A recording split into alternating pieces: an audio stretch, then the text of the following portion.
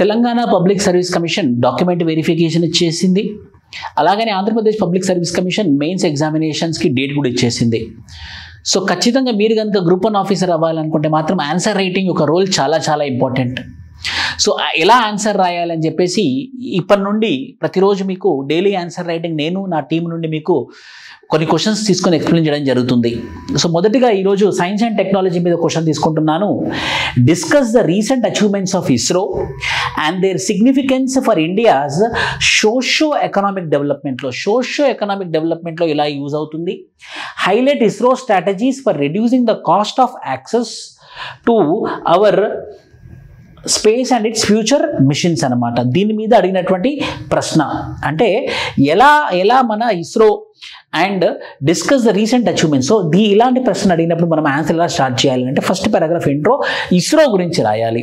ఇస్రో ఎప్పుడు ఎస్టాబ్లిష్ అయింది, ఇస్రో యొక్క ముఖ్యమైనటువంటి ఘట్టాలు ఏం జరిగాయి, రీసెంట్గా మంగళయాన్ జరిగింది, రీసెంట్గా 16 శాటిలైట్స్ ఒకటే రోజు మనం పంపించాము, అలా ఒక ఇంట్రొడక్షన్ రాయాలి. రాసిన తర్వాత the significance for India's socio. So intro మనం ఇచ్చిన తర్వాత ప్రాపర్ ఇంట్రో మనం ఇచ్చిన తర్వాత రీసెంట్ అకంప్లిష్మెంట్స్ లైక్ మంగళయాన్ కానీ Indian regional navigation satellite system IRNSS, అలానే launch of 20 satellites in single mission, reusable launch vehicle, scramjet, GSLV Mark 3 ఇలాంటివి కొన్ని గొప్ప అచీవ్మెంట్స్ అయ్యాయి.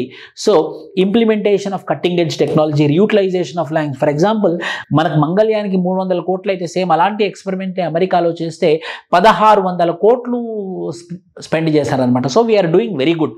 అలా కొన్ని రాసిన తర్వాత మన ఫ్యూచర్ మిషన్స్ ఏంటి, GSAT-9, నిసర్, చంద్రయాన్ 2 ఇలా ఏవైతే ఫ్యూచర్ మిషన్స్ ఉన్నాయో ఆ ఫ్యూచర్ మిషన్స్ మెన్షన్ చేస్తూ contributions in socio economic development, infrastructure development జరుగుతుంది, అర్బన్ స్మార్ట్ డెవలప్మెంట్ జరుగుతుంది, శాటిలైట్ని వెదర్ ఫోర్కాస్టింగ్కి యూజ్ చేసుకోవచ్చు, డిజాస్టర్ మేనేజ్మెంట్కి యూజ్ చేసుకోవచ్చు, మినరల్ ఫోర్కాస్టింగ్కి యూజ్ చేసుకోవచ్చు, మెటలాజికల్ ప్రిడిక్షన్స్, కమ్యూనికేషన్స్ ఇంకా పెంచుకోవచ్చు, navigation cost efficient and efficiency చేయొచ్చు అని ఇలా పాయింట్ వైజ్ రాస్తే మాత్రము ఖచ్చితంగా మీకు ఎక్కువ మార్కులు పడే ఆస్కారం అయితే ఎక్కువగా ఉంటుంది. తర్వాత ఒక ప్రాపర్ కంక్లూజన్ ఇవ్వాలన్నమాట. ప్రాపర్ కంక్లూజన్ ఇస్రో మనం కూడా చాలా టెక్నాలజీస్ పెంచాల్సిన అవసరం ఉంది. ఒక ప్రైవేట్ కంపెనీ అయినటువంటి టెస్లా వాళ్ళది ఏదైతే ఎలన్ మస్క్ కంపెనీ ఉందో సునీతా విలియమ్స్ని తిరిగి ప్రపంచానికి తీసుకొచ్చారు.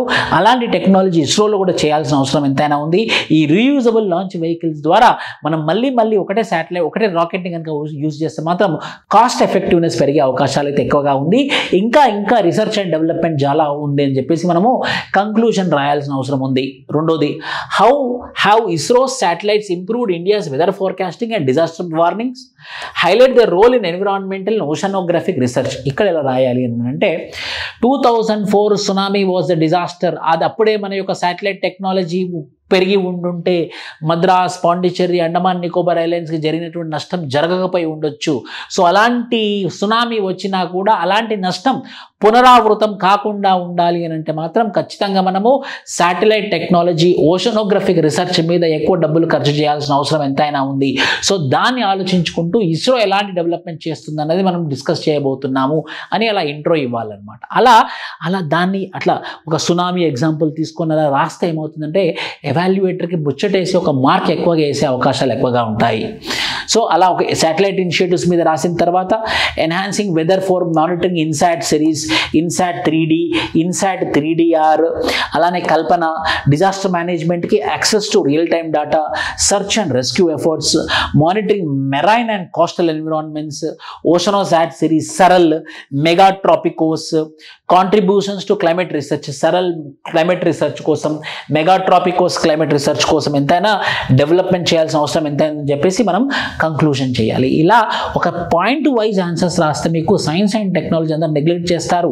మొన్న పేపర్ 5లో సైన్స్ అండ్ టెక్నాలజీకి అందరు తక్కువ మార్కులు పడ్డాయి. సో దీని మీద ఎక్కువ ఫోకస్ చేస్తే మాత్రం మీకు మార్క్స్ ఎక్కువగా ఉంటాయి. కొన్ని పాయింట్స్ రాసుకున్న పాయింట్స్ గుర్తుంచుకుంటే సరిపోతుంది అనమాట. So thank you. Please subscribe to our channel. Have a good day.